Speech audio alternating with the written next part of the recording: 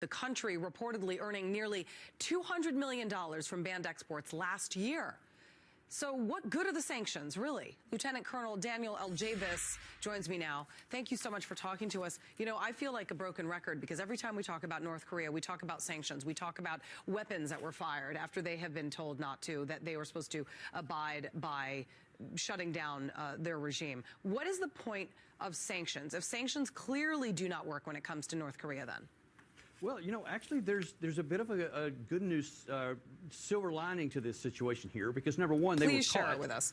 They were caught is the first point. But when you look at like in 2015, before any of these sanctions were applied, North Korea did $3.5 billion worth of exports. So 200 million is considerably less, which means these sanctions are actually having a very biting effect. So what we need to do is we need to plug every hole that we find and be more vigilant to make sure that there's no new ones. But we recognize that we're keeping that maximum pressure on, like the president says, and they're actually having some success. Yeah, that's why we call them a rogue regime. I mean, they go rogue, and they do not abide by sanctions.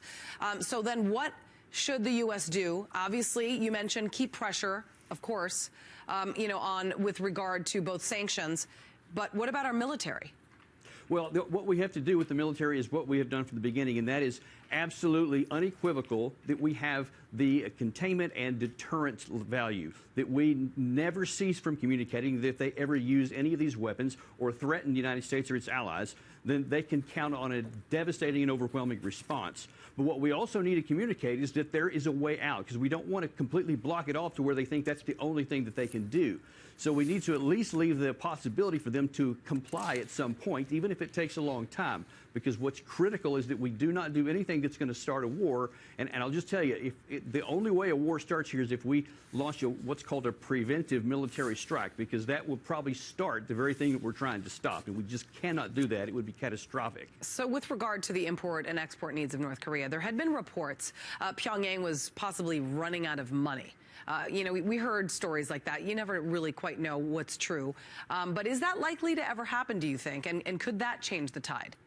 Yeah, yes, it is, absolutely. And that's why the banking system, every way that we can to continue to squeeze a little tighter and to make life more difficult, makes it more problematic for them to get the things that they need for their military, to get the things they need for their weapons program in particular.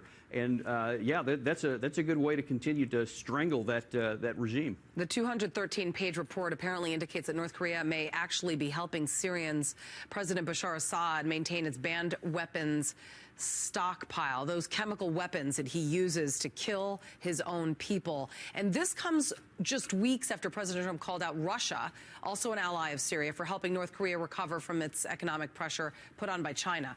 So it all comes down to Russia and China. And again, China and the U.S. working together to put further pressure on North Korea. But what about putting pressure on North Korea and China and Russia? Because if Russia is aiding, what do we do about Russia to make it stop? Yeah, that's actually a good point. Everybody always talks about China, and we're doing a lot with them. The president even mentioned that, you know, we're getting some cooperation with China.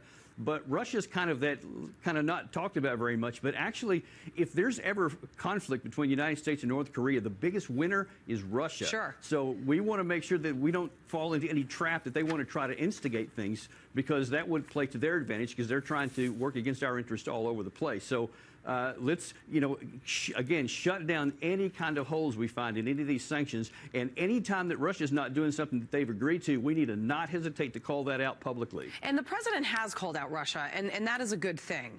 But it doesn't seem to be enough. I mean, what do we do, aside from calling out Russia, in order to get Russia to cooperate? Is Russia ever going to cooperate? Because it seems Russia does what Russia wants, and Vladimir Putin doesn't take orders from anyone else. Well, true enough. I mean, Russia is following their own national self-interest, and we have to follow our national self-interest. As President Trump has said on numerous occasions, it's America first. And so we need to do whatever we can with our assets, both that's overt and covert, to make sure that our interests are taken care of. And I think that there's a number of things that we can do. We don't want to antagonize Russia, because to the extent that we can, let's cooperate where it's possible, where it benefits our interests. But we have to make it clear that when they operate against our interest, that's not cost-free. No, it's not. Lieutenant Colonel Daniel Davis, thank you so much for talking to us. My pleasure. Thank you.